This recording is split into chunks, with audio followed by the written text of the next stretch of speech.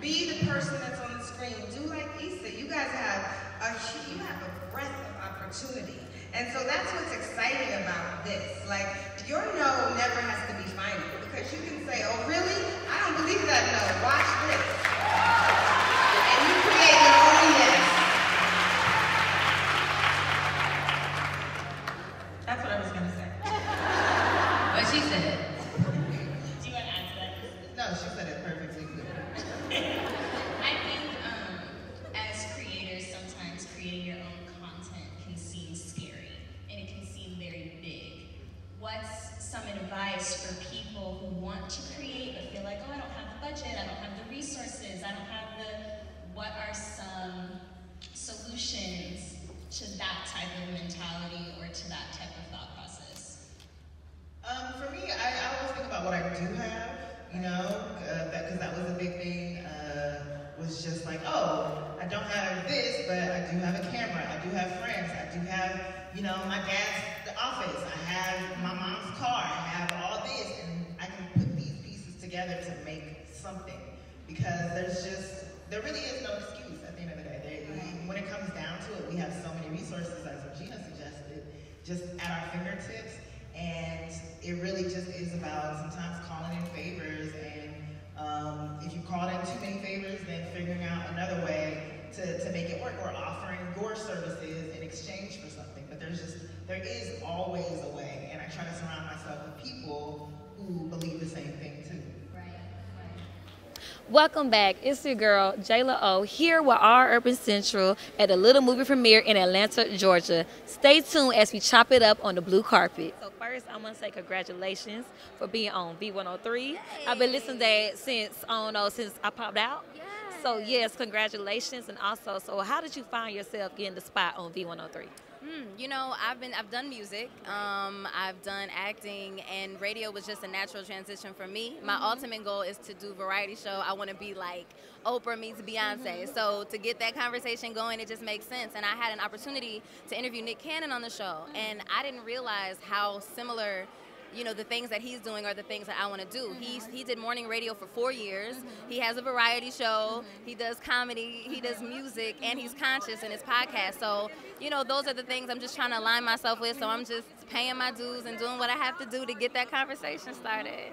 So I heard that you're vegan. Yes, girl. Okay, so what's your favorite vegan spot in Atlanta? Ooh, I have 3. So they're all black owned. Ooh, yes. Go vegetarian. Sorry, this gum, I've been struggling trying to keep it under my tongue because I'm ratchet. Okay, Go Vegetarian in Decatur, Plant-Based Pizzeria, and Slutty Vegan. Of course, shout out to Pinky. I mean, she's doing incredible things. But yeah, man, black-owned businesses, plant-based businesses, that's my jam. And what advice do you have for people that's trying to go vegan? Because now a lot of people are trying to eat cleaner, such as myself, because I don't like veggies, but I need to do better. Yeah, I mean, I think there's a lot of transitional foods, because there's literally vegan versions of everything. So if you want to get your feet wet, places like Slutty Vegan and Plant-Based Pizzeria that have like more junk food, vegan food to get you used to eating things differently, I think it's a good start. So I just want to know, how was it like working with Issa and Regina and Marsai? It was really interesting because I was kind of like back from them a little bit, but the beautiful thing about it was I was dropping their older sister off at FAMU, and I had to come back because of a text message say, hey, we need a security guard for tomorrow. And I came back, and I drove back from Florida, left them down there, and I came back the night before, and you know, what I thought was just a walk-on ended up having some lines, and you know, it's just it's a very great experience. And then everybody was so calm, and then little Miss Martin, man, she's a pro in the making. She's already professional. I was just so proud of watching her and the maturity she has and how friendly and kind she was as well. So I mean, it was a wonderful experience. A full day, but it went by so fast. It rained. We played basketball together. Everything else, the fellas and some of the girls too. So it was a lot of fun. So you say you was just like a walk-on, like this was just out of nowhere. Right. It actually was. Casting director sent me a text message and said he forgot to cast his part.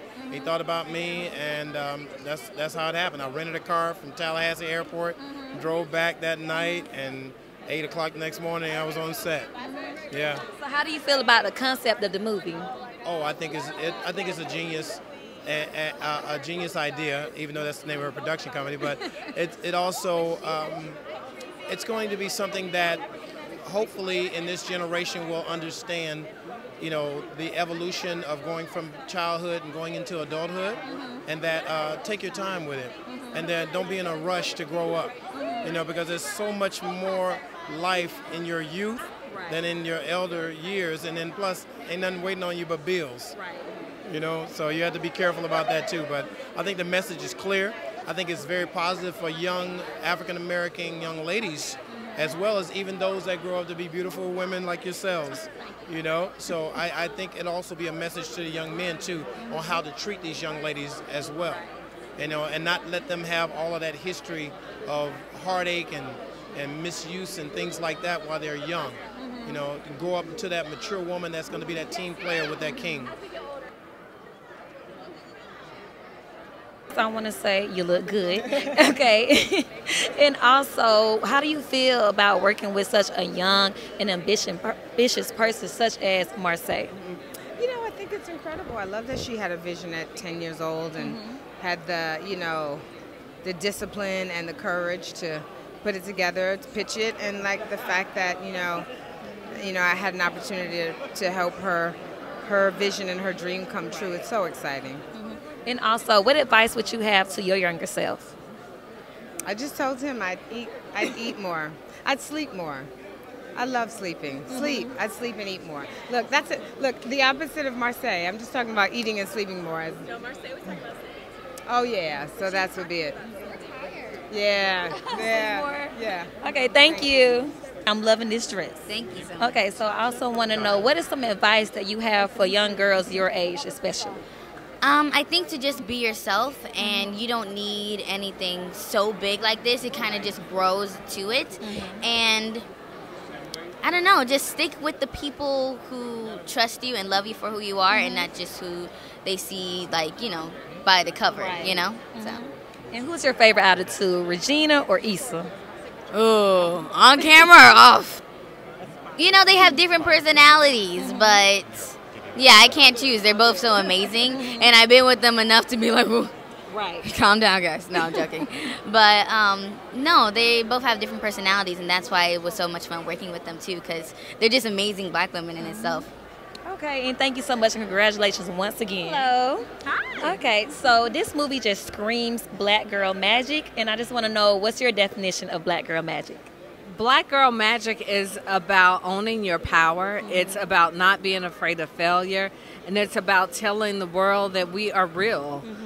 We aren't an anomaly. We are so many things all at once. And so I'm just so excited that Atlanta really represents what black girl magic is all about. But I'm very happy for my friend Will Packer, and just to see this extraordinary cast of women representing us in the most extraordinary way. So also, what was your first impression when you saw the trailer? I really just like wait to hear like the media and just feel out, you know, how do you guys feel about it? Oh, when I first saw it, I was like, oh, this is going to be funny. Yeah, and what I'm happy about is the ratings. At the end of the day, I'm like, yeah, I was all watching it. We was the #1 show trending worldwide. Right. So what can we expect I'm excited about that. Same. And so what can we expect from you on this new season of Love and Hip Hop Atlanta? I have grown a lot, and I'm going to tell, you know what, be honest, I'm going to share my story, and it's going to be a testimony that's going to relate to women all around the world. And I'm going to help, at the end of the season, I'm going to help some women all around the world. Okay, so what about this engagement? Because, you know, I just watched the show and... Keep watching. Keep watching? Okay, girl, thank you. Thank you. And that's a wrap. I had a whole lot of fun on the blue carpet. Thank you for tuning in, and make sure y'all check out the movie next Friday in all theaters on April 12th.